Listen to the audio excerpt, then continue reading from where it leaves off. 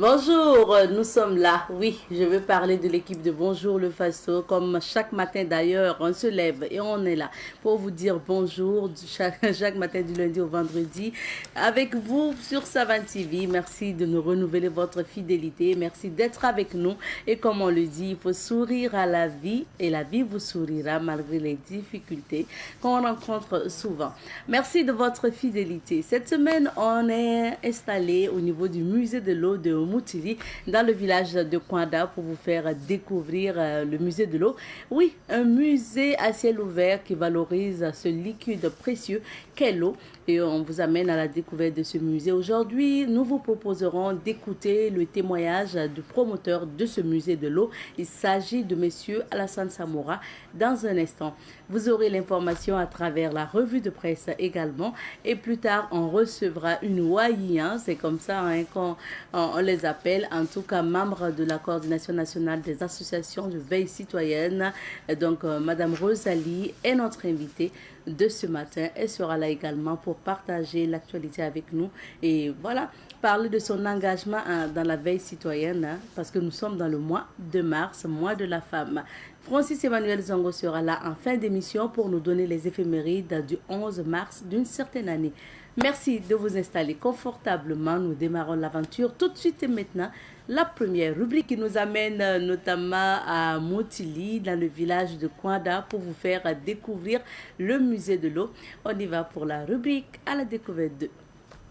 Vous tirez juste sur les côtés, vous avancez tout doucement. Vous ne vous blessez pas.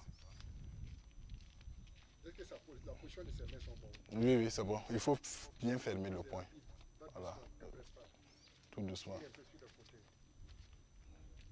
Que je me présente, Éloi Samoura, je suis guide au niveau du musée de l'eau. Ici, nous sommes sur les techniques de recherche de l'eau. Et au niveau du musée, nous avons développé une dizaine de techniques de recherche de l'eau. Et ce que je tiens là, c'est ce qu'on appelle le bâton du sourcier. Sourcier, c'est celui qui va à la source, différent de sorcier.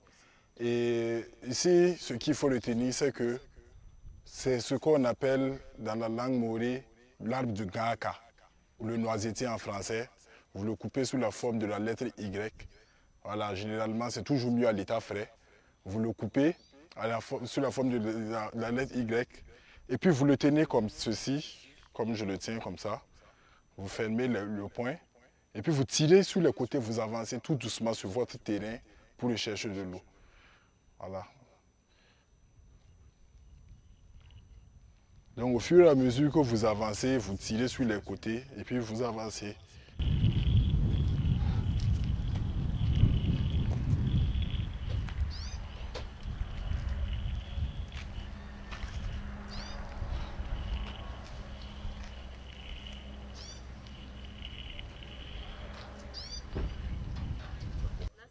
Ouais. Là, par exemple, je sens que ça me tire vers le bas. Ça veut dire que je suis sur une bonne nappe phréatique. Il y a une présence d'eau dans la zone. Voilà.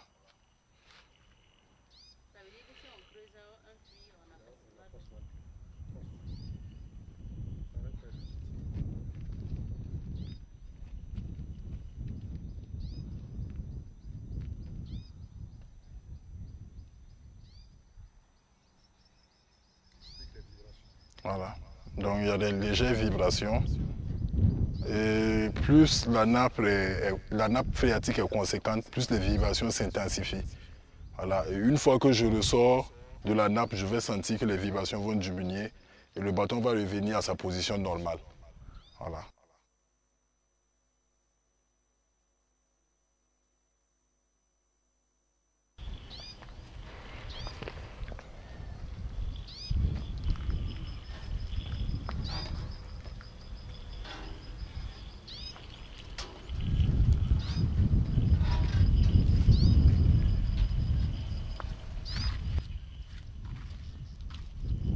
Voilà, je ne sais pas si vous avez remarqué, le bâton est revenu à sa position normale. Donc c'est un peu ça l'exercice.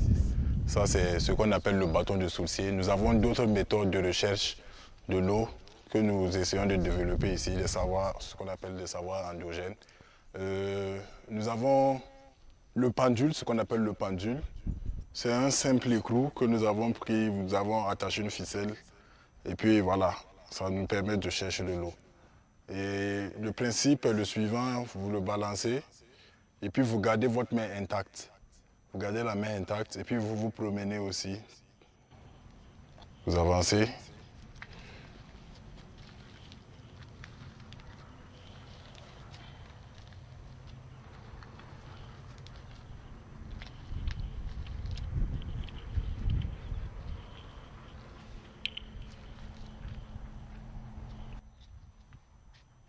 Voilà. S'il y a une chose qu'on remarque au niveau du pendule, c'est que le mouvement est toujours le même. Il n'y a pas d'accélération ni de décélération. Donc, si vous sentez que le mouvement est toujours le même, c'est que vous êtes déjà sur une bonne voie.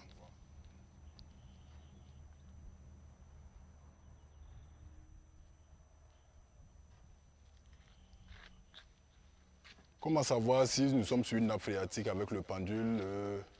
Le pendule, une fois que vous êtes sur la nappe phréatique, vous allez sentir des picotements au niveau de la main. Voilà, si vous avez les picotements au niveau de la main, vous l'arrêtez et puis vous le rebalancez encore. Et vous le rebalancez.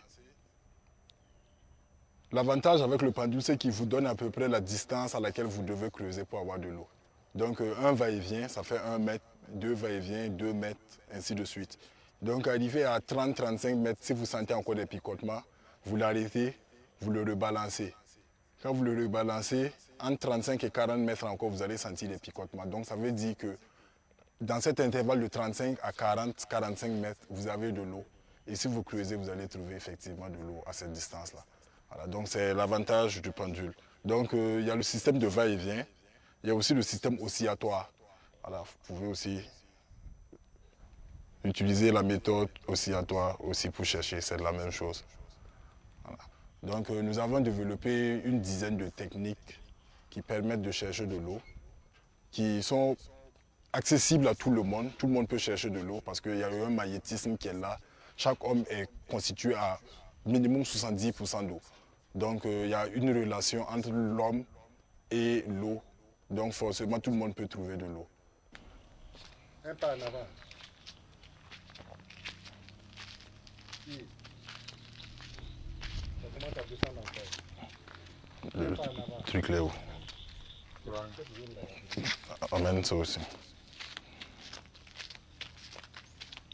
Un pas en avant, c'est bon.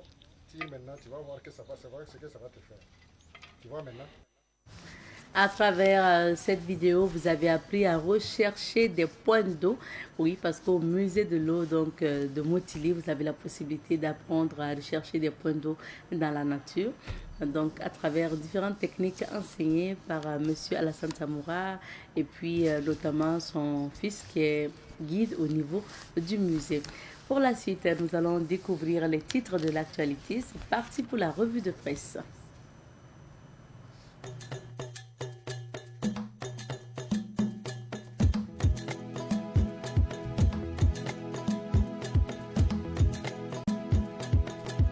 Et de retour sur ce plateau, je vous donne lecture des titres des différents journaux que nous avons sous la main. On débute par le quotidien Bobolais, l'Express du Faso. L'Express titre à sa une ce matin, levée de la suspension de staff. Cette sanction a été une bonne leçon pour nous. Autant le dire, dans cette rubrique, on peut lire guerre contre l'Iran ou la guerre de l'impérialisme. Vendeurs d'ambulants. Et vendeurs ambulants du moins autour du CHU Sorosanou, nous fuyons lorsque nous voyons la brigade La Balle arriver. Sofitex, le DG Brahma Baro, rassure les travailleurs de Dibougou. Guy Roland Traoré, l'art graphique pour valoriser les insectes dans leur milieu de vie. SNC Bobo 2026, jour J-45. On passe à présent au quotidien de tous les Burkinabés, le quotidien d'État citoyen qui affiche à sa une ce matin. On peut lire reconquête du territoire, les PDI ont retourné sur le front de la souveraineté alimentaire dans les Quilsé. Coopération bilatérale, le Premier ministre échange avec l'ambassadeur du Maroc. Réforme éducative, le ministre Dengara enseigne une rupture complète avec l'ancien système. Commémoration du 8 mars, les femmes de Boursa reçoivent avec joie leur périmètre maraîcher. Campagne agricole de saison sèche 2025-2026, le ministre d'État Sombier encourage les producteurs à Banzon et Bama. On murmure dans cette rubrique de citoyens, on peut lire exportation des ânes. Le ministère des Ressources animales met en garde Bobo Dioulasso vers un recadrage des cortèges de mariage. Gestion des plateformes numériques, les créateurs de contenus digitaux sensibilisés. Mercure, dans cette rubrique, on peut lire la rue gronde à nouveau. Passons à présent au quotidien, le quotidien. Le quotidien affiche à sa une ce matin, utilisation responsable du numérique, les créateurs de contenu sensibilisés. Coopération Burkina-Maroc, une dynamique renforcée. 8 mars 2026, au CHR de Dori, les femmes de la 4e région, les femmes de la 4e légion de gendarmerie apportent des présents à 8 nouveaux-nés.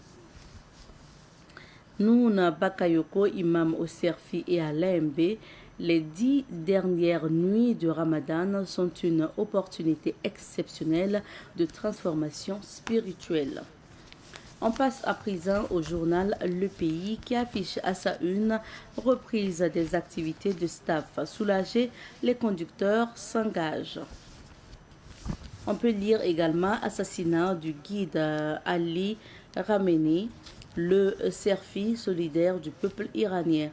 Actu Sport Congo, prison à vie pour le président de la FECAFOOT accusé d'avoir détourné l'argent de la FIFA. Mois de Ramadan et canicule, comment jeûner sans compromettre sa santé? Football, on peut lire dans Révélation le Bayer Leverkusen de Edmond Tapsoba, bientôt en visite au Burkina. Commune de Ouarglaï, 16 cas suspects de rougeole enregistrés. Carême et prière pour retrouver l'intimité avec Dieu. Info jeune, le Saint-Courant, chiffres et avantages pour la vie.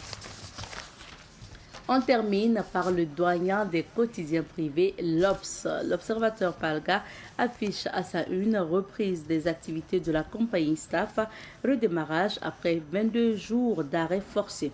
Lutte contre la cybercriminalité, un réseau de 3 présumés escrocs désactivé par la police. Espace vert à Ouagadougou, les récriminations de l'aménagiste Paul Ilboudo. Ramadan, dans le coin du gêneur, on peut lire conditions et mérites d'une retraite spirituelle. Farine infantile au Burkina, Sodepal augmente la ration. Projet de modification constitutionnelle en RDC, toi aussi, Tshisekedi. Et c'est le dernier titre de l'Observateur Palga, d'ailleurs le dernier titre des journaux que nous avions sous la main ce matin. On vous invite à vos kiosques à journaux afin de découvrir ces différents titres. Alors, pour la suite, on va découvrir les couleurs du temps et on retrouve notre invité. La société IP+, vous offre la météo des affaires.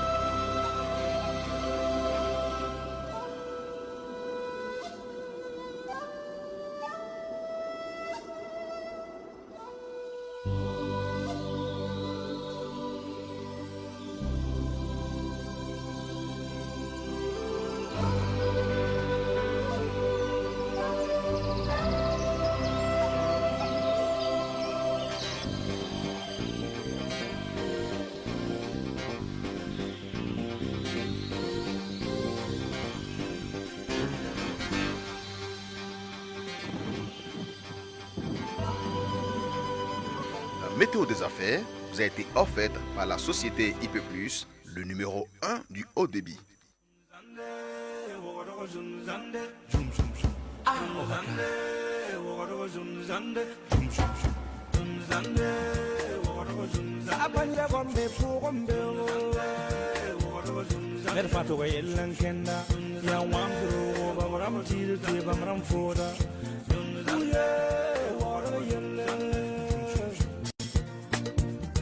Ngam taaba kulum kalam la futa Chaka jom problem Water yella yella Zunzande water zunzande Ohaka Salam alaikum. Ah, wa alaikum salam. Bismillah. Landan, quel est le goy lanwa? Azindi.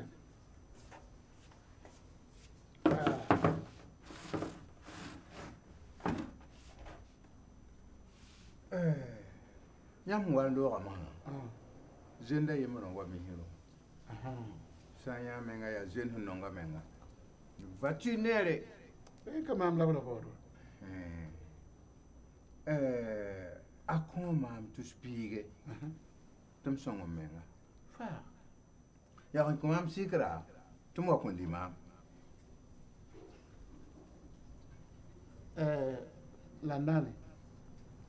Man remo ratum kila. Zenda wa me ya. La rit yam pam lo. Ta kumam tu spia. Ni envelope tum de songo menga. Ya kumam sikra ya. Tum wa kundi mam. Aba, kota wa tudume, yam ni ya bika hanle tariya maya. Yam me yan ka jetti ka sirde.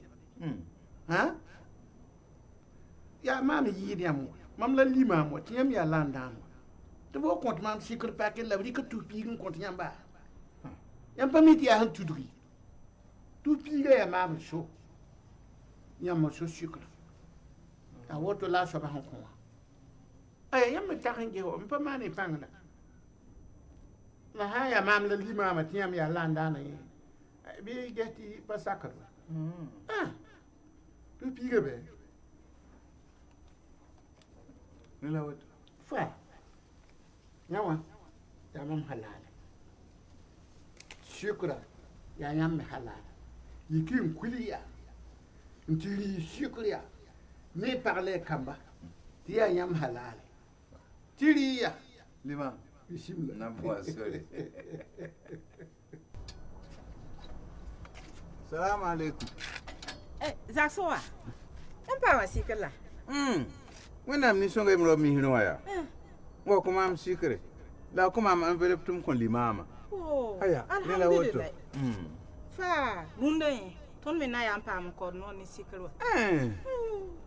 Wai. Lam zakso be. Ya ka hanka son wotonda ya. Kana yak bil fon to on ko bamba me. Sira da mwe. Obon ko tonda ya. Tenu me tokan ya kun ko. Ya woto ne. Bim kelen yak ya. Zaksoba. Oh. Ligidi. Oh. Na fa ta wana. Nyo ta million. Million. Yikin kuliya.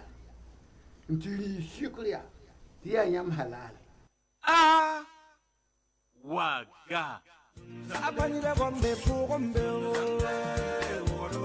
Mer fato ga yellan kenda Ya wangro ba maram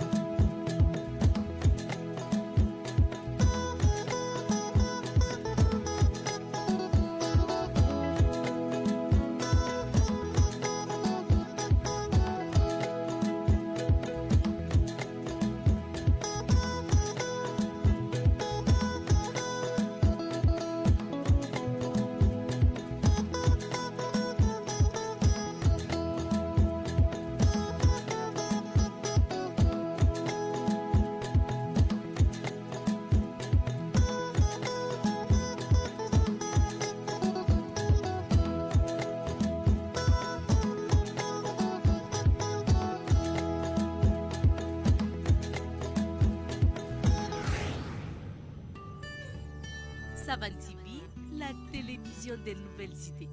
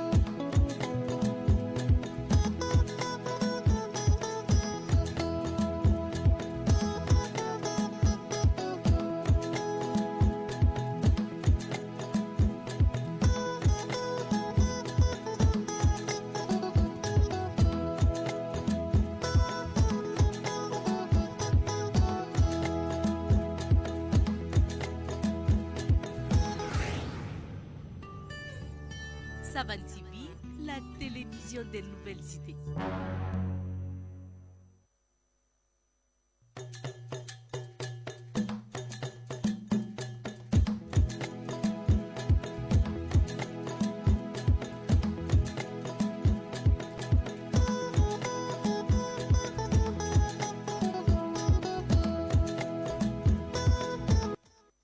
Et de retour sur ce plateau pour la suite de l'émission, on passe donc à la rubrique invité du jour. Nous recevons ce matin Madame Rosalie Tarnagda, donc actrice de la veille citoyenne, membre de la CNAVC. Entendez par là la coordination nationale des associations de veille citoyenne. Alors bonjour. Bonjour madame. Bienvenue sur ce plateau. Merci pour l'invitation. Merci d'être là pour partager l'actualité avec nous et surtout aussi parler de votre engagement au sein de la veille citoyenne. Déjà, ce qu'on veut savoir, ça commence quand est-ce votre engagement et pourquoi vous décidez de faire partie des Wanya, c'est comme ça qu'on vous appelle au Burkina. Oui, des Wanya, exactement. Je peux dire que mon engagement a commencé depuis, je dirais, vers l'enfance. Parce que nous avons quand même eu la chance d'être des pionniers de la Révolution. Ah oui. Voilà, c'est à son temps, même si on n'était pas quand même grand, on a pu goûter à la Révolution d'août 83 jusqu'à 87. Ce qui s'est passé avec le camarade capitaine Thomas Sankara. Donc déjà à l'école, on nous enseignait déjà ces valeurs-là, de patriotisme, la révolution et autres, l'amour pour la patrie. Et ce qui fait que nous avons, je peux dire que ces bases ont été posées et nous avons grandi avec ça. Et vous savez que dans sa nature, le Burkinabé est dans notre éducation, il y a des valeurs qu'on nous inculque. Donc je peux dire qu'on a grandi avec ces valeurs-là. Et paf, quand Thomas Sankara est parti, c'est vrai, on était enfant, mais quand même on a senti le vide jusqu'à ce qu'en septembre 2022, le camarade capitaine Ibrahim Traoré prenne le pouvoir. Et là encore, il réveille en nous ce qui était endormi. Voilà, il réveille en nous ce qui était endormi. C'est vrai, vous voyez, quand tu as goûté à la révolution d'août 83 et tout ce qui se faisait et que en 2022 ça arrive, tu dis mais paf, tu renais en quelque sorte. Ah, oui. Tu renais. Parce que c'est des choses qui étaient enfouies en toi qui rejaillissent, donc tu renais. Et quand nous avons commencé, c'est vrai, il fallait garder notre révolution. Et il faut s'engager pleinement. Et vous avez vu toutes ces tentatives-là. Donc, il faut rester en éveil. Et voilà, je pense que c'est là que sont nées les veilles citoyennes. Et les gens vont dans les ronds-points. Mais quand on parle souvent de la veille citoyenne, les gens ont tendance à croire que c'est seulement se retrouver dans les ronds-points, veiller la nuit et rentrer. C'est ça la veille citoyenne. Oui, c'est ça la veille citoyenne. Mais la veille citoyenne, c'est vous, c'est moi, c'est partout là où nous sommes. Même à cette télé, nous faisons la veille citoyenne. Parce que nous veillons à ce que l'ennemi ne puisse pas avoir le dessus sur la patrie. Donc, nous veillons sur la patrie. Donc, c'est ça aussi la veille. Dans nos lieux de service, dans nos quartiers, partout, il faut faire la veille citoyenne. Il faut que les gens arrivent à ancrer ça dans leur esprit. Savoir que nous sommes tous des Wanyinya, sans exception. Voilà. Alors, comme vous l'avez dit sur le plateau, donc vous avez fait partie des pionniers sous la révolution du capitaine Thomas Sankara. Et puis aujourd'hui, vous êtes dans la veille citoyenne sous la présidence du capitaine Ibrahim Traoré. Est-ce que si vous devrez comparer les deux révolutions, qu'est-ce que vous pouvez dire? Je peux dire que c'est une perfection de la révolution d'août 83. Vous savez, au temps de Sankara, les gens n'avaient pas compris. Si les gens avaient compris, ce qui est arrivé en 87 n'allait jamais arriver. Et on dit souvent que c'est l'homme qui est venu avant son temps. Mais il est venu préparer le terrain. Voilà pourquoi les gens comprennent ce que nous vivons aujourd'hui. Donc, comparer, je vais dire qu'il est en train de parfaire ce qui avait commencé. Donc, c'est une suite logique de ce qui avait déjà, le camarade Thomas Sankara avait entamé. Mais, vu que nous avons vu les erreurs de la révolution d'août 83, nous n'allons pas répéter ces mêmes erreurs, comme le camarade capitaine Ibrahim Traoré le dit lui-même. Les erreurs qu'il y a eu dans la révolution d'août 83 ne seront pas répétées maintenant. Donc, voilà pourquoi je dis que c'est une perfection des choses. Maintenant, en tant que femme et membre de la veille citoyenne, comment ça se passe? Parce que, est-ce que vous, par exemple, vous veillez aussi au niveau des ronds-points la nuit, ou bien quand on est femme, on a quand même des faveurs, on peut rentrer dormir et participer à d'autres activités? Oui, bon, je pense que concernant la veille citoyenne, je vous avais déjà donné quelque chose et je vous avais un peu expliqué. Oui, il arrive qu'on dorme dans les ronds-points. Pour être franche, il arrive qu'on dorme dans les ronds-points. Mais comme je le dis, la veille, c'est partout. Par exemple, je suis beaucoup active sur la toile. Ça, c'est une veille. Parce que l'ennemi, là, lorsqu'on regarde actuellement, nous sommes dans une guerre communicationnelle, de la communication. Qu'est-ce que l'ennemi fait? L'ennemi, pour manipuler les gens, a pris les réseaux sociaux. Parce que si, comme ça, il ne peut pas manipuler, il faut aller sur les réseaux sociaux où plusieurs personnes sont là-bas. Donc vous aussi, vous devrez être sur les réseaux sociaux pour contrecarrer en quelque sorte. Oui, pour contrecarrer les mensonges de l'ennemi et autres. Il faut veiller. Et là même, souvent, tu ne dors presque pas. Parce qu'il faut être là, il faut veiller, il faut voir qu'est-ce qui est dit, qu'est-ce qui est fait, qu'est-ce qui se passe. Ça aussi, c'est la veille citoyenne. Et aussi, souvent, on va dans les ronds-points, on va accompagner nos maris qui sont là-bas, nos frères qui sont là-bas, nos sœurs aussi qui sont là-bas. On va de temps en temps les accompagner. Et on est là. Quand on parle de veille citoyenne, c'est vrai qu'on voit ceux qui sont dans les ronds-points, on voit ceux qui font des sorties sur les réseaux sociaux aussi pour démentir par rapport à certaines situations ou encore apporter de l'éclairage. Mais on a souvent aussi ces marches de soutien. Bon, quoi qu'on dit, c'est physique. Hein? Est-ce qu'en tant que femme, on ne rencontre pas des difficultés aussi à être Wanyinya? Bon, les difficultés, je dis que en tant que femme, oui, il y a des difficultés parce qu'il y a cette mauvaise compréhension des choses souvent. Et aussi, il y a, vous voyez, il y a cette caricature-là de la femme. On trouve que la femme, c'est la maison, la femme, c'est le foyer, la femme, ce sont les enfants. Et lorsqu'on voit la femme dehors, en train de mener certaines activités, on trouve que c'est pas normal. Mais ça, c'est karma faux. Parce que dans toutes les sociétés, nous avons vu les luttes des femmes. Et lorsqu'une femme est engagée dans une lutte, elle est engagée de tout cœur, elle va jusqu'au bout. Donc, il y a ces caricatures-là qu'on fait à ces femmes-là. Souvent, c'est une femme qu'on ne peut pas maîtriser dans le foyer. On ne dit pas que les Wanya femmes-là sont des femmes rebelles, par exemple? Oui, c'est de ça que j'étais en train de parler. C'est des femmes qui sont rebelles, c'est des femmes qu'on ne peut pas maîtriser. Mais Dieu merci, il y a certains hommes qui comprennent, qui savent. Quand tu vis avec une personne, la personne connaît ta nature. Et lorsque vous êtes appelés à vivre ensemble, c'est une question de complémentarité. Et tu étudies ton conjoint, le conjoint aussi t'étudie. Il sait qu'une telle, voilà ce qu'elle veut, voilà ses aspirations. Et un bon conjoint, une bonne conjointe accompagne l'autre dans ses aspirations. Donc, il peut arriver que la société te condamne. Il peut arriver que la société même dise des choses inexistantes sur toi, raconte des mensonges et autre chose. Mais lorsque tu es focalisé, lorsque tu sais ce que tu cherches, tous ces préjugés-là, toutes ces critiques et autres, tu laisses ça derrière toi. Parce que l'essentiel, c'est quoi? Il ne faudrait pas que ce soit réellement tes faits. Il ne faudrait pas que ce soit réellement tes actes. Mais que tu sois tu saches ce que tu veux et tu mènes ta lutte. Mais finalement, Rosalie Taranagda, vous gagnez quoi à être Wanya? On gagne beaucoup. Ah oui? On gagne beaucoup financièrement? On gagne beaucoup. C'est-à-dire? On gagne beaucoup parce que lorsqu'on regarde ce qui se passe sur le terrain, parce que des femmes ont lutté, des femmes se sont battues, des femmes se sont levées, c'est la paix du cœur.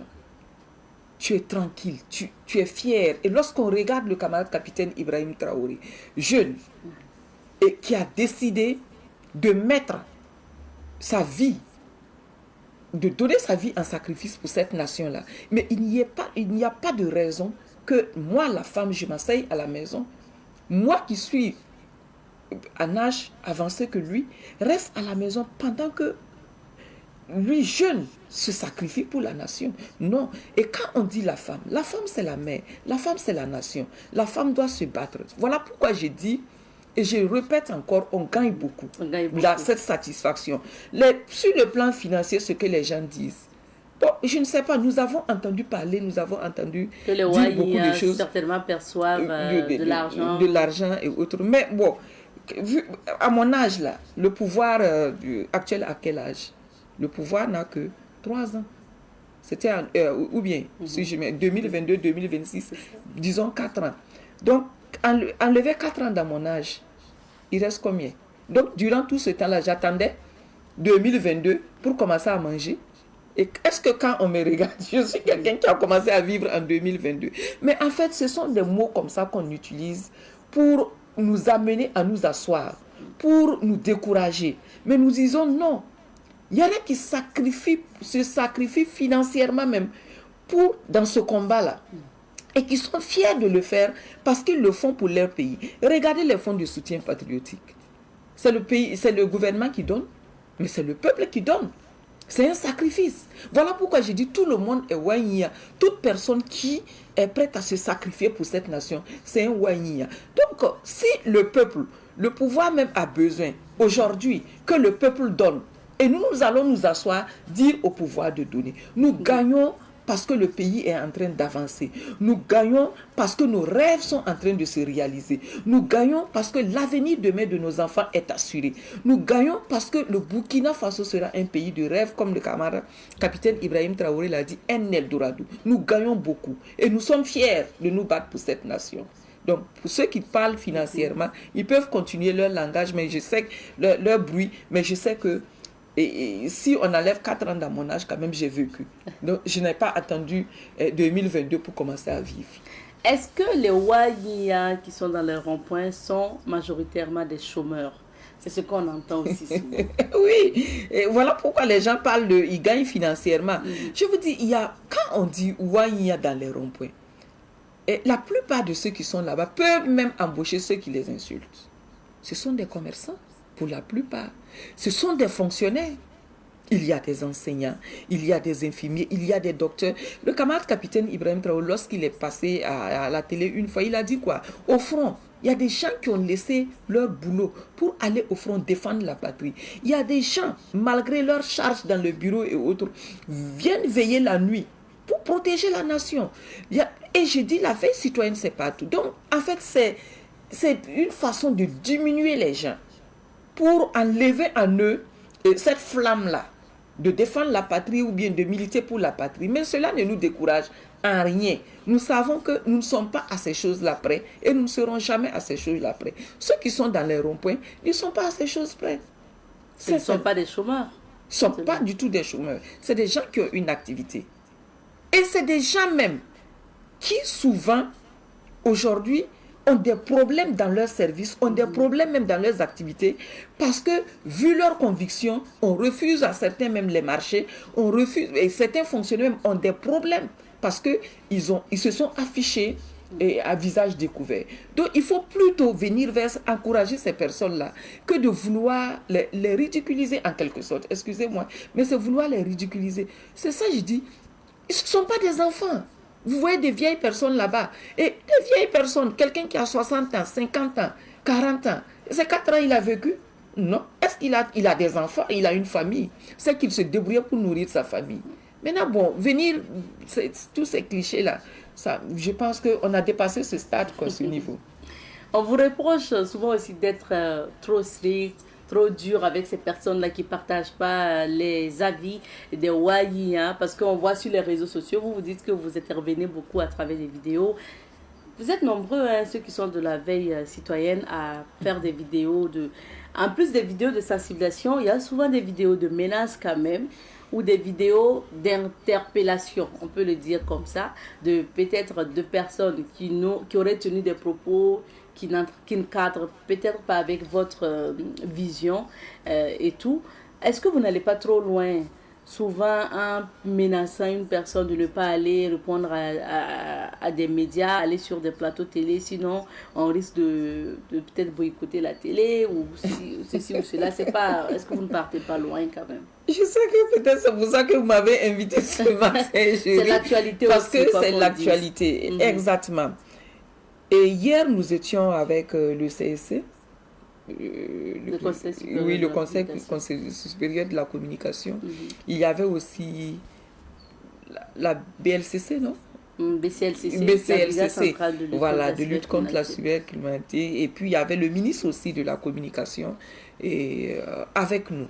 Et pour justement recadrer ces dérives-là. Souvent, humainement parlant, on a tendance à... C'est l'émotion. Vous venez de dire quelque chose. Lorsqu'on te traite de quelqu'un qui n'a rien et qui est dans les ronds-points, rien que pour avoir à manger, c'est frustrant. Lorsqu'on te dit, par exemple, tu es un analphabète, tu ne sais pas parler, lorsqu'on sort ces mots-là, c'est frustrant. Et aussi, il faut reconnaître qu'il y a des égards de langage à notre niveau. Il faut être honnête. Il faut être humble, il faut reconnaître cela. Mais je pense que tout ça, c'est le zèle pour la patrie qui pousse certains à aller au-delà des limites. Mais je crois qu'avec les recadrages qui sont en train d'être faits, les choses vont aller très bien. Et ce que je voudrais demander aussi, que les gens respectent quand même ceux qui défendent cette patrie-là, ceux qui se sacrifient tous les jours. Être analphabète ne veut pas dire être bête. Et se tromper de temps en temps ne veut pas dire que tu ne sais pas ce que tu fais. Oui, au sein de nous, même ceux qui souvent font des erreurs, il y a un recadrage à l'intérieur. Mais l'être humain est ce qu'il est. Mais je pense que petit à petit, il y aura un changement. Mais que les gens aussi, souvent, jouent bas la terre avec nous, parce que ce n'est pas facile. Ça, c'est ce que les gens voient. Ce sont les réactions que vous voyez des Wanyia parce qu'ils sont sur la toile, parce qu'ils font des vidéos. Mais on ne peut pas... les gens ne voient pas ce que les gens sont en train de faire en bas. Certaines personnes, même dans leurs écrits, ce sont des pics. Sans aller directement comme ça, sans prononcer et passer par des styles, parce qu'ils se disent qu'ils sont illettrés, ils savent comment faire. Ils passent par des styles pour toucher les Wanyia. À ce moment, si on se rend compte, il y a une réponse, que la personne se prépare à recevoir la réponse. Hein. Mais je pense, comme je l'ai dit, Et les égards de langage, les comportements que vous voyez, petit à petit, nous sommes en train de prendre conscience. Et avec la participation de nos autorités, l'aide de nos autorités, je dirais, les choses vont s'arranger. Et d'ici là, vous allez voir que tout va aller comme on veut. Mais que les gens sachent que nous sommes des gardiens de la révolution et nous n'allons pas nous taire. Lorsqu'un apatride, bon, excusez-moi, peut-être lorsque un apatride, oui, et va, peut-être votre plateau ne veut pas qu'on prononce apatride. Voilà pourquoi j'ai dit de me pardonner pour ce mot-là. Mais lorsqu'un ennemi de la nation va oser manquer de respect à une autorité, même lorsqu'un fils du pays va manquer de respect à une autorité, à son excellence le camarade capitaine Ibrahim Traoré, qu'il s'attend à une riposte. Là, je suis désolée, mais on ne va pas se taire. Maintenant, lorsque on dénonce aussi certains faits des Wahia, est-ce qu'il faut s'attendre à une riposte? Certains faits, non, ce sont des faits qui sont fondés. Mais il y a une façon de dénoncer quelque chose. Madame, j'ai fait une erreur, j'ai fait quelque chose. Vous m'appelez, vous dites, Rosalie, ma soeur, ce que tu as fait, c'est pas bien. Tu ne devrais pas faire ça. Tu es une maman, tu es une soeur, tu es ma petite soeur, tu es ma grande soeur. Vous avez plusieurs fois, ce que les gens ne savent pas, plusieurs fois, personnellement, j'ai eu à faire des postes. Et on t'interpelle par rapport à ces postes-là. Ah, Tarnagda, mais qu'est-ce que tu viens de faire là? Réellement, tu t'assois, tu croyais que tu avais raison, mais ton orgueil là, tu fais pression sur ça et tu dis, oui, l'approche compte. La façon de s'adresser à la personne compte. Quand une personne est en erreur, et puis quand tu viens aussi avec émotion, mais tu ne fais que pousser cette personne-là encore à l'erreur. Mais lorsque tu viens recadrer calmement, doucement, il y a des gens qui sortent sur la toile, qui parlent, qui insultent, qui disent sont des analphabètes et autres. Ils savent où avoir ces gens-là. Celui-là qui est en train de parler, que tu traites d'analphabète, que tu traites de choses, tu sais, peut-être si tu demandes, tu auras son numéro. Appelle-le, dis-lui cela. Ah, mon frère, grand frère, petit frère, grande soeur, petite soeur, ce que tu es en train de faire, c'est pas bon. Moi, je vous donne un exemple. Moi, j'avais écrit sur une dame que je respecte, mais qui avait fait une sortie qui ne m'a pas plu. Et moi, en attaquant la dame, en parlant de la dame, je l'ai trop piqué. Et il y a une maman que je respecte beaucoup sur la toile, qui est venue dans mon inbox, qui a dit, Tarnagda, ce que tu viens de faire là, c'est une plaie que tu viens de réveiller à la dame. S'il te plaît, supprime. C'est pas bon. Tu viens de la toucher au fond d'elle-même. Et quand j'ai fini de parler avec elle, rapidement j'ai supprimé. Et une fois j'ai fait une publication, on m'a interpellé. Rapidement, j'ai supprimé et j'ai demandé pardon. Parce que l'idée que j'avais, effectivement, quand je regarde par rapport à la reproche qui m'a été faite, je suis allée très loin. Donc, c'est pas, nous ne sommes pas des surhommes. Ça arrive. L'être humain là, on dit que Dieu seul est parfait et aucune œuvre humaine n'est pas parfaite. Les gens veulent défendre la patrie, les gens sont zélés, mais il peut arriver des dérives, mais sachons comment aller vers ces personnes. Est-ce que pour le cas de, je ne veux pas revenir sur tous les événements, mais pour le cas de l'actualité, est-ce que les Wahia ont eu à demander pardon à cet activiste que, bon, en quelque sorte, les Wahia ont menacé de ne pas aller sur des plateaux et même dire aux médias de ne pas le recevoir? Est-ce qu'il y a eu demande de pardon? La demande de pardon devrait venir de qui, madame? Lorsque, vous savez ça, lorsque tu sors sur la toile, tu parles. Je vous ai dit que l'être humain n'est pas parfait. Tu as voulu parler dans un sens. Les gens n'ont pas compris là où tu voulais aller. En toute humilité, nous sommes des êtres humains. Je m'explique. C'est vrai. Vous avez mal pris ce que j'ai dit. Demander pardon, ça n'a jamais rabaissé l'homme. Au contraire, ça grandit. Le pardon, là, c'est Dieu. N'est-ce pas? Dieu est pardon. Et lorsqu'on est enfant de Dieu, lorsque nous tous, en tant qu'êtres humains, nous reconnaissons tous Dieu, quelle que soit notre religion, n'est-ce pas? Toutes les religions reconnaissent Dieu. quel que soit là où nous sommes, animistes ou quoi, nous reconnaissons l'existence de Dieu. Et Dieu, c'est qui? C'est l'être qui pardonne. S'il ne pardonnait pas, est-ce que nous allions exister? Si nous croyons en lui. Donc, quand je faute, quand je dis quelque chose, je voulais dire arranger.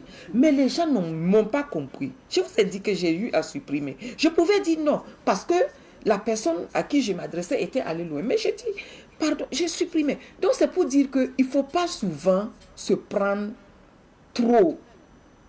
Et ça crée des problèmes, ça crée des frustrations.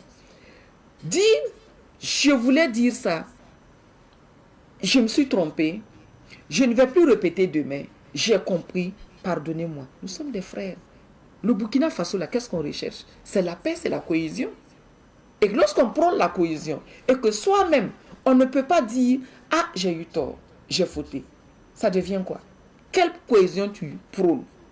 Quel vivre ensemble tu prônes? Moi, je n'ai pas dit que la personne a tort. Moi, je n'ai pas dit ça. Sortir les mais et refuser de s'humilier et encore dire les choses de cette façon alors qu'on sait qu'il y a un canal là où on peut parler sans créer des problèmes. Moi, sur votre plateau, si j'injurie quelqu'un ici, si je manque de respect à quelqu'un, ça engage le média, bien sûr. Et le média qui m'a permis de faire ça, là, je mets ce média-là dans des problèmes, n'est-ce pas? Donc, mon rôle ici, même quand j'ai parlé d'apatride, j'ai dit, est-ce que votre média permet ça? Il ne faudrait pas que je sorte le mot alors que ce n'est pas permis ici. Et ce n'est pas bien. Il faut que je vous respecte. En tant que journaliste, je respecte Savane en tant que média. Donc, il faut avoir tout ça là dans la tête et être humble dans la vie. Il n'y a rien d'autre. Soyons humbles, quoi. Ce qu'on entend, c'est que quand on est Wayi, hein, c'est comme si tout est permis. On peut tout faire. Ce sont les maîtres du Burkina Faso actuellement. Vous avez vu, par exemple, les gens parlent. Vous avez vu, par exemple, un Wayi en sorti aller frapper quelqu'un. Il y a eu des pouvoirs ici où les gens ont frappé des gens. Où les gens disaient, est-ce que tu sais qui je suis?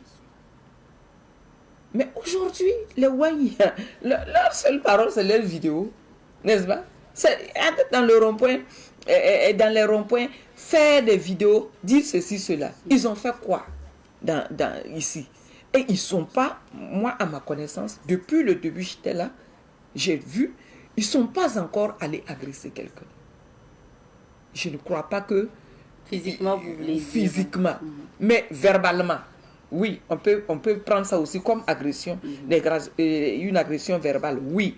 Mais ce qui se faisait avant, les Wanyans ne font pas ça. Ceux qui les insultent et autres là, même s'ils réfléchissent un peu, ils vont les respecter. Parce que c'est des gens aussi qui... À un certain moment, les gens disaient, bon, un tel a fait ceci. Ceux qui sont à l'extérieur qui nous attaquent, ils ont des familles ici. Est-ce que vous pensez que si c'est avant, ces familles-là allaient être comme ça? Mais ils sont respectueux. Ces familles-là vivent avec nous, nous mangeons ensemble, nous faisons tout. Nous savons que ce n'est pas la famille, c'est l'individu. On s'en prend à l'individu. Et lorsqu'on on parle, souvent il y a des égards de langage. Les gens qui disent, on va aller chez toi, on va faire ça. Ils ont déjà fait. L'autorité ne va jamais permettre ça. Et s'ils respectent l'autorité, ils vont se soumettre à l'autorité. Donc, oui, moi, sincèrement, je sais que des écarts de langage existent. Il y a des choses qui sont faites, mais dire que les Wanyans sont des super Burkinabés, c'est encore vouloir les dire quoi, baisser en eux cette fibre patriotique qui brûle là. Et vous l'avez dit, les autorités ne vont pas permettre ça. Donc la preuve, c'est que quand il y a eu un peu égard de langage ou dérapage un peu, vous avez été... vous avez dit, vous avez rencontré le ministre et puis vous avez rencontré le CSC et la BCLCC. On vous a parlé, ça veut dire qu'on a essayé de vous regarder par rapport au langage. Ça veut dire que l'autorité suit de près ce que vous dites aussi et on peut vous recadrer quand il le faut. Oui, en fait, je reviens sur cette rencontre d'hier. Les gens sont en train de lier ça à ce qui s'est passé. Qu'est-ce que c'est dû à quoi alors? La rencontre d'hier avait été prévue il y a longtemps, 3 mois, selon les dits du ministre même de la communication. Parce que nos autorités sont des personnes ils n'attendent pas qu'un événement arrive pour réagir. Ce sont des gens qui réfléchissent. Ce sont des gens qui nous connaissent. Ce sont des gens qui savent ce dont on a besoin et qui se préparent. Que cette rencontre d'hier ait eu lieu hier ne veut pas dire que c'est à cause de l'actualité. Okay. C'est une rencontre qui avait été déjà prévue et la rencontre a eu lieu hier. Il ne faut pas que quelqu'un s'enorgueillisse. Il ne faut pas que quelqu'un prenne ça pour dire voilà, on les a appelés parce qu'ils sont sortis. Ça aussi, ce n'est pas bon. C'est frustrant. Il faut que les gens comprennent cela. Et les gens aillent souvent à l'information pour ne pas souvent être dans le décor. Hier, je l'ai écrit, j'ai dit cette rencontre-là, c'est une rencontre qui a été prévue il y a de cela 3 mois. Et si ça a eu lieu hier et il y a il un événement, il ne faut pas lier ça à l'événement. Mais qu'est-ce qu'on vous a dit concrètement? C'est surtout ça. Non, mais c'est ce dont nous parlons. C'est le danger, par exemple, de l'utilisation de la toile, du net. Et la BCLCC était là chez toujours. Les créateurs de contenu. Oui, et les créateurs de contenu, c'est pour nous faire savoir que souvent nous sommes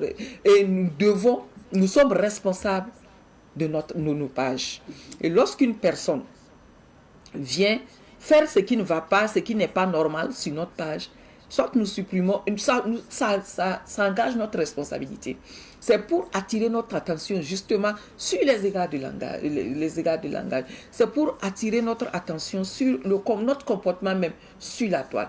Nous attirer notre attention que la première des choses que nous devons défendre, c'est le Burkina Faso. Nous dire que nous devons travailler ensemble, main dans la main, pour accompagner les autorités. Ne pas mettre les autorités mal à l'aise. C'est ce qui a été dit hier. Alors, j'ai voulu revenir sur ces aspects de ce qu'on a l'habitude d'entendre parce que c'est aussi une tribune d'éclairés. Yeah. Ceux peut-être qui ne sont pas proches des Wahïens ou qui ne comprennent pas forcément leur langage. Voilà pourquoi on a donné l'occasion aussi d'expliquer ce que vous faites et ce que les gens disent souvent. Et je vois que vous convenez avec nous que la plupart aussi, il y a des gens qui font ce genre de remarques, que ce soit les super burkinabés ou tout est permis et tout. Et puis, il y a ceux aussi qui disent que justement, les Wahïens n'aiment pas les intellectuels. Vous nous avez fait savoir que même, en fait, parmi les Wahïens, bon, écoutez, il y a des intellectuels. Moi, je suis Wahïen, je vous parle dans quelle langue? Alors oui, je suis Wahïen, je vous parle dans quelle langue? J'ai quel niveau d'études? La patrie passe avant tout. Ce n'est pas les diplômes. Le président l'a dit, ce ne sont pas les diplômes. C'est l'amour que tu as pour ta patrie. Bon, il y a des personnes comme l'écrivain Adama Sigire, oui, qui est aussi Wahïen. Il y a le docteur Nebié qui est Wahïen, il y a le docteur Yacinthe. Il y a plusieurs personnes que nous voyons qui, papa Kaboré, oui, Simon, il y a papa Ouedraogo Inoussa, il y a maman Blanche, il y a beaucoup de personnes. Oui, pour dire qu'ils sont, c'est pour ne citer que ces personnes. Et les Daciers de Benouté qui défendent leur pays, ils ne sont pas des intellectuels. En fait, tous ces clichés-là, c'est pour des diminutifs en fait. C'est pour nous dire que, on nous envoie ça et nous allons nous questionner. Nous allons nous dire, je ne suis pas analphabète. Même si je n'avais pas fait l'école, cela ne veut pas dire que je ne peux pas raisonner. L'intelligence, là, c'est pas seulement briller à l'école ou quoi. Tout le monde, on est intelligent. Le mécanicien qui est là, il est intelligent, il raisonne. Donc, il ne faut pas que les gens utilisent ces termes-là pour vraiment... C'est un danger, quoi. Et c'est ce qui provoque souvent les réactions. Ils sont des analphabètes. Non, mais ce n'est pas ça. Un analphabète... Nos parents qui sont à la maison, excusez-nous, qui nous ont mis au monde, plusieurs n'ont pas été à l'école. Mais ils nous ont envoyés à l'école. Ils nous ont éduqués. En insultant quelqu'un d'analphabète, en traitant quelqu'un d'analphabète, même si ton papa a été à l'école, il a été un fonctionnaire, il a été à l'école, il a eu tel poste, et ton grand-père, même s'il n'existe pas, c'est lui que tu es en train d'attaquer, peut-être ta grand-mère et autres. Donc que souvent on réfléchisse quoi, pour ne pas utiliser certains termes qui nous diminuent même. Nous qui disons que nous sommes éclairés là, ça nous diminue. Merci bien. Maintenant on va parler de ce que les Waliens font pour protéger le Burkina Faso et surtout les autorités. Vous le savez, hein, assez de tentatives de coup d'État à répétition. Donc, la dernière en date devrait d'ailleurs coûter même la vie au président du Faso. Heureusement, ce n'est pas arrivé. Le pays n'est pas tombé dans le chaos comme certains l'auraient souhaité. Comment, au niveau aussi de vos grés, au niveau de la coordination générale, vous continuez à maintenir l'alerte et surtout aussi veiller sur le Burkina et ses autorités? Et je vous ai parlé de l'amour pour la patrie. Et je vous ai parlé de la personne du camarade capitaine Ibrahim Traoré, un jeune président qui a sacrifié sa jeunesse pour le pays. Mais qu'est-ce que nous faisons? Je vous ai dit, c'est la veille à tous les niveaux. Et vous voyez au rond-point, par exemple, actuellement, même lors du dernier coup, qui a... Qu'est-ce qu'ils ont dit? Ils disent les Wanyans sont bêtes. C'est pas ce qu'ils ont dit. Nous avons vu les audios là, vous parlez les audios, les vidéos, où on oui. disait, oui, dans les audios, que les Wanyans sont bêtes. C'est pour dire quoi? Ils constituent un danger pour ceux-là qui veulent tenter quelque chose. Parce que c'est une force.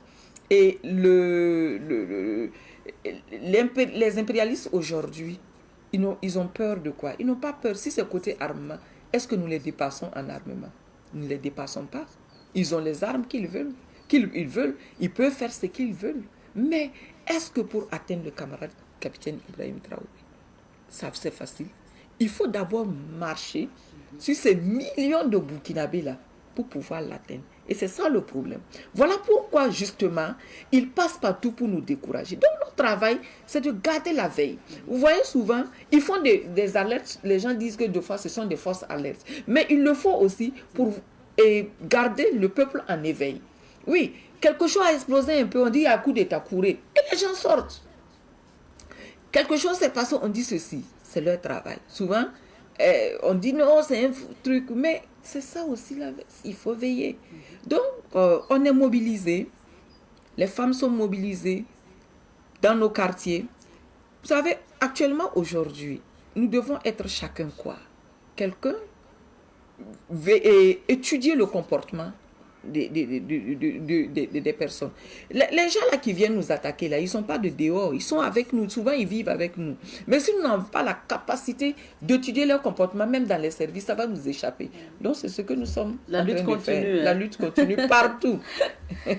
On a vu, hein, comme c'est le mois de mars, c'est le mois de la femme, j'aimerais bien avoir votre avis sur ça. On a vu que le 8 mars, c'était un 8 mars, pas comme les autres. Les femmes donc ramenaient des légumes au président du Faso. Quel commentaire? Mais c'est très merveilleux, n'est-ce pas beau ça? Parce qu'on avait réduit la femme aux réjouissances, au Djandjoba. C'est une réduction. Quand on repart sur l'historique du 8 mars, ce sont des femmes qui sont sorties, des femmes ouvrières qui sont sorties pour réclamer un traitement égal, pour réclamer qu'on les paye, pour que la considération, pour que la femme soit estimée. C'était une lutte âpre pour arracher leur indépendance. Et quand je parle d'indépendance, il faut comprendre que je ne veux pas dire que la femme, elle est la femme, quoi. Elle est l'homme. Non, oui. La femme a sa place. Donc, ces femmes-là sont sorties pour dire, nous sommes des femmes ouvrières, nous avons vu que côté salarial, sur tous les plans, nous ne sommes pas considérés. Donc, non, nous disons non à cela. Donc, c'était une lutte. Maintenant qu'on vienne prendre cela, transformer cela totalement en ripaille, transformer cela en Djandjoba, transformer cela en une journée de réjouissance, une journée de désobéissance même. Souvent, les femmes sortent et les maris ne vont pas les voir, les enfants même ne vont pas. Mais c'est réduire la femme à cela. Ôter en la femme et ses valeurs. La traiter comme moins que rien, quoi. La femme, ce n'est pas les Djandjoba. La femme, ce n'est pas les ripailles. La femme, ce n'est pas les réjouissances. Toute personne, nous savons tous la valeur de la femme. Mais la réduire à cela, 8 mars, journée de la femme. Ah, il faut payer habit de 8 mars. Je l'ai dit sur un plateau. Moi, personnellement, ceux qui me connaissent ne vous diront jamais qu'ils m'ont vu avec une tenue de 8 mars. Quoi? Tous les jours, c'est 8 mars pour moi. Oui, ce n'est pas une journée spécifique. Tous les jours, c'est 8 mars. Tous les jours, pour moi, c'est une journée pour la femme de s'exprimer. C'est une journée pour la femme de prendre ses responsabilités. Donc, moi, je ne vois pas. déception. Que cette journée-là soit donnée encore pour honorer la femme, c'est pour nous interpeller encore davantage. Et merci au gouvernement pour cette sage décision et à la ministre de la Famille pour le travail vraiment qu'elle fait. Et vous avez vu le président avec les femmes, avec les légumes. Est-ce qu'il y a des femmes comme ça, bon, pouvaient rentrer à la présidence et il y a des bébés qui têtent? Mais c'était la nounou, on dit non, mais garde l'enfant ici, on ne peut pas ça. Mais le président les a reçus. C'est pour dire que le camarade capitaine Ibrahim Traoré, tout comme le camarade capitaine Thomas Sankara, ont vraiment valorisé la femme. Place la femme à elle, au niveau qu'elle doit occuper. Reconnaissent la valeur de la femme. Et ça, c'est à saluer. Merci. On me signale que notre temps est terminé. Déjà, Malheureusement. Oui, le temps est terminé. Merci à vous d'avoir répondu à notre invitation. C'est moi qui vous remercie. On aura d'autres occasions. Merci bien. Je rappelle que Madame Rosalie Tarnagda est actrice de la veille citoyenne et membre donc de la CNAVC, la coordination nationale des associations de veille citoyenne. Si vous voulez, les WAI, parce que c'est sous ce nom-là que on les connaît plus au Burkina. On va s'arrêter ici pour l'entretien de ce matin. On marque une petite pause et on revient pour la suite.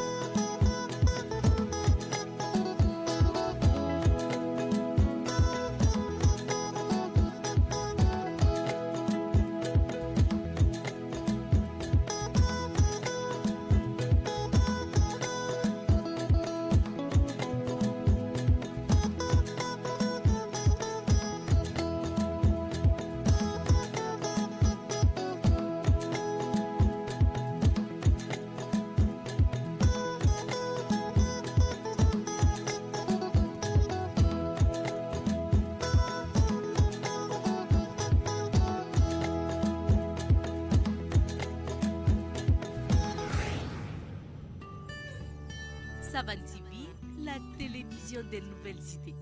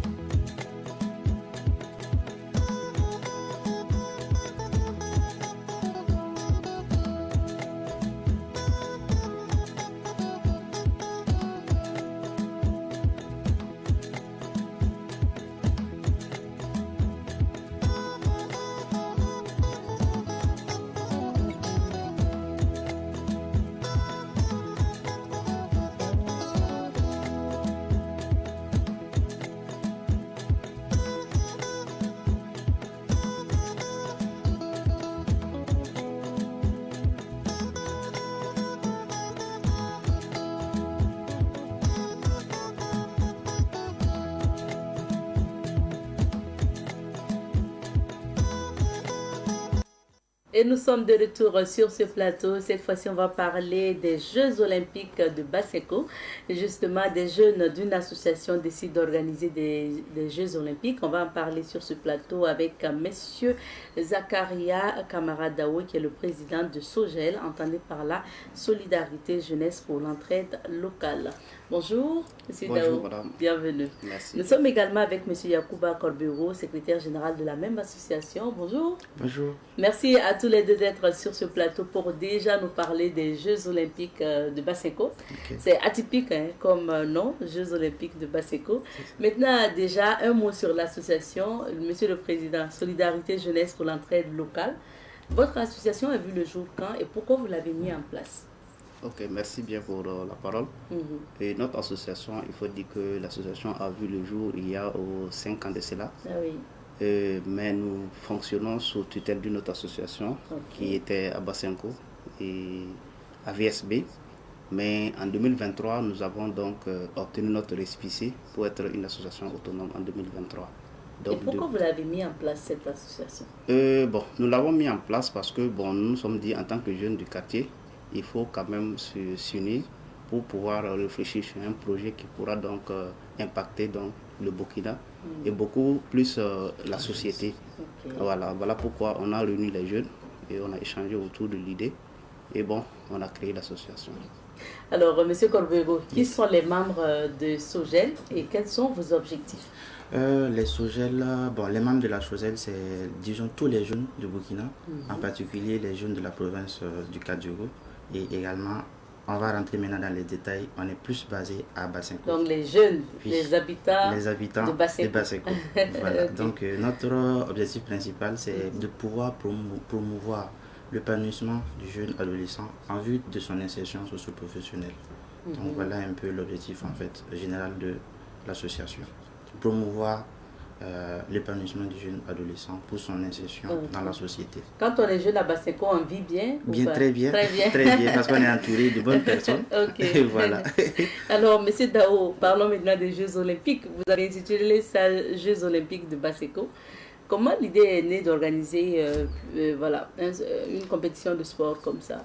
Bon, l'idée est née, nous voulons juste préparer la relève sportive. Et nous nous sommes dit que pour préparer la relève sportive, il faut mener des activités sportives. Parce que nous avons vu la majorité de nos athlètes, peut-être que c'est à l'âge avancé, qui détectent des talents qui sont bons en athlétisme, ou soit qui sont bons dans le football. Mais nous avons initié ça pour que les jeunes enfants à partir de 12-13 ans qui puissent comprendre qu'ils sont bons dans telle discipline sportive. Et voilà pourquoi nous avons purement fait nos activités sportives pour que tous les enfants qui participent, peut-être si vous venez pour une première édition, vous faites l'activité qui vous semble mieux. Si vous vous rendez compte que ça ne va pas, vous pouvez l'échanger. Au fur et à mesure, peut-être 2 ans, 3 ans, vous allez voir que c'est dans telle discipline sportive que moi je suis bon et je pourrais m'engager pour continuer ma carrière professionnelle dans le sport. Ok, ça c'est l'objectif de ces Jeux Olympiques. Alors, M. Corbego, quelles sont les disciplines concernées par cette compétition? Donc disons que, comme M. Kamara Dao, le président l'a aussi bien souligné, c'est visé plus pour les jeunes adolescents. Donc c'est des 12, 13, 14 ans. Et les disciplines sportives qu'on a, on a en fait le Maracana. Donc on a U13, U15 pour les jeunes. Et également on a le football féminin. On a également le cyclisme. Et on a également l'athlétisme. L'athlétisme, on entend par là les courses de fond et de demi-fond. Donc c'est courses de vitesse et d'endurance. Donc voilà un peu les disciplines. On n'a pas oublié également les jeunes tontons du quartier qu'on les surnomme. Donc les tontons jeunes. Et la pétanque également qui est là pour pouvoir les permettre également de s'épanouir et de pouvoir embrasser en même temps avec les jeunes du quartier. Ok. Alors président, comme c'est plusieurs disciplines comme ça, c'est une compétition qui va s'étaler sur combien de temps? Bon, il faut dire que la compétition s'étale sur 3 jours majoritairement. Mais comme le football qui est dedans, le football c'est un tournoi qui prend beaucoup de temps. Et nous avons déjà commencé le football depuis, disons, le 20 février pour permettre aux équipes de pouvoir s'affronter en phase de poule. Et nous sommes actuellement presque en demi-finale. Et le dimanche prochain, il y a toujours d'autres équipes qui doivent s'affronter. Et peut-être le jour J, comme c'est 3 jours, on verra donc la demi-finale, la finale en même temps. Ok, vous voulez que la demi-finale, la finale tombe notamment dans les 3 jours pour les autres compétitions. Voilà, et maintenant dans la journée, pendant les 3 jours, donc on va constituer des équipes de cyclisme, des équipes d'athlétisme et des équipes de pétanque. Ils vont donc compétir. Et le dernier jour, comme c'est la journée de clôture, donc il y aura donc la finale de toutes les compétitions. En même temps, la cérémonie de clôture. Et puis la cérémonie de clôture. C'est ça. Comment on peut s'inscrire déjà et quelles sont les conditions? Je veux parler des équipes, M. Corbero, des équipes qui veulent participer ou des athlètes individuels qui veulent participer. Comment on s'inscrit à ces Jeux olympiques de bassin court? Déjà, on a mis en place des fiches d'inscription qui sont disponibles au niveau du comité d'organisation. Oui. On a pour les différentes activités, comme on a minimisé, c'est pour les 12, 13 et 14 ans. Donc on a spécifié ça. Tous ceux qui sont dans la tranche d'âge et qui ont les disciplines dedans, qui veulent en tout cas compétir, peuvent prendre attache avec le comité d'organisation pour pouvoir s'inscrire. Les fiches sont déjà disponibles au sein des différents groupes WhatsApp. Et voilà, on peut peut-être les partager ici avec nos contacts. On va donner les contacts en fin d'entretien. D'accord. Et on a vu sur la fiche aussi qu'il y a quand même des contributions financières pour... Oui, effectivement, je l'avais oublié. Pour les disciplines, on a une contribution de 2000 francs par discipline. Voilà, pour participation. Individuel. Maintenant, les équipes. Les équipes, c'est 10 000 francs pour les inscriptions du football. Donc, ça, c'est déjà, déjà clos. Voilà, ça, c'est déjà clos parce qu'on est déjà en phase de quart de finale. D'accord. Maintenant, les 3 jours où vous allez vraiment élire les vainqueurs après les compétitions et tout, ça va se passer de quand à quand? Ça se passera du 20 au 22. Mars, hein? 20 au 22 mars. Ok, du 20 au 22 mars. Vendredi 20, samedi 21 et dimanche 22.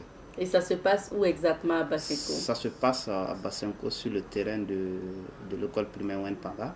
Mais c'est un terrain qui est occupé par un club de football, ASEF, donc qui mène ses entraînements sur le terrain et on négocie le terrain avec eux pour mener nos activités. D'accord, donc ça se passe là-bas. Merci beaucoup. On va laisser les contacts pour ceux qui voudraient bien s'inscrire pour les autres disciplines maintenant. Donc, M. Corbego. Ok, moi je réponds au contact sur le 72, le 57, 73 et 61. Et je peux laisser le président également donner son contact. Ok, mon numéro c'est le 77 42 28 09. On va revenir sur l'affiche une dernière fois. Je crois qu'il y a les contacts aussi sur l'affiche pour ceux qui voudraient bien notamment participer à ces Jeux olympiques de Bassenco. C'est la 4e édition d'ailleurs. Donc ça veut dire que le bilan est positif, c'est pour ça que vous révélotez.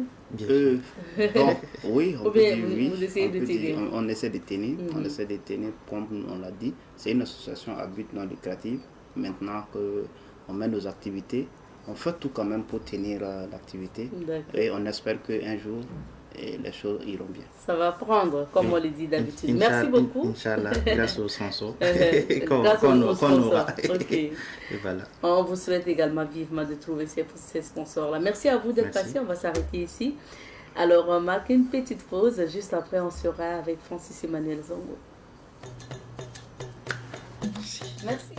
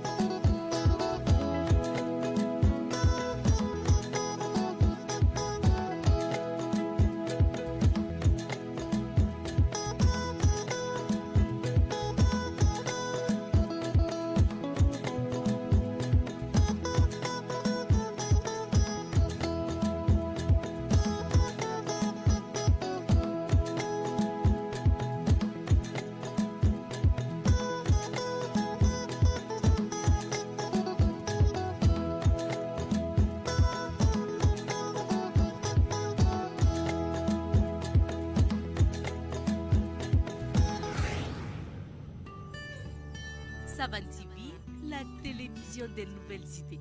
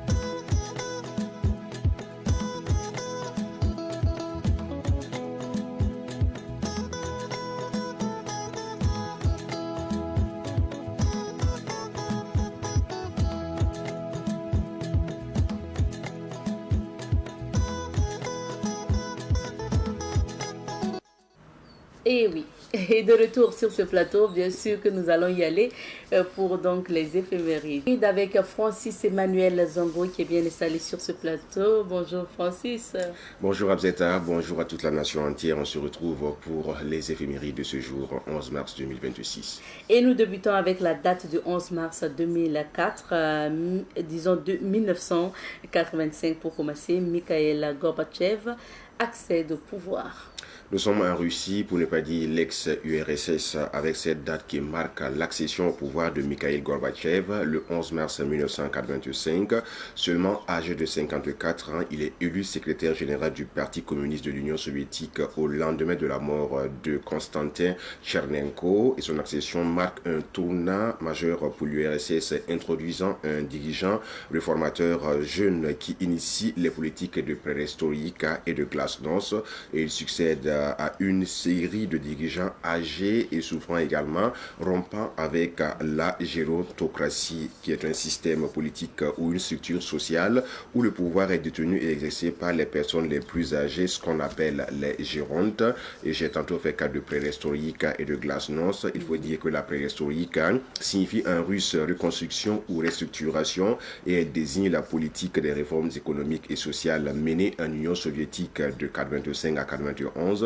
Tandis que la glasnost signifie transparence ou publicité en russe. C'est une politique de libération et libéralisation de l'information et d'expression qui vise à réduire la censure, encourager la critique des institutions et instaurer la transparence. Et selon certaines analyses, la glasnost aurait conduit à la chute de l'URSS, ce qui n'a pas favorisé bien sûr à la politique qui a été mise en place quand on donnait la liberté d'expression aux gens de pouvoir critiquer les institutions mises en place.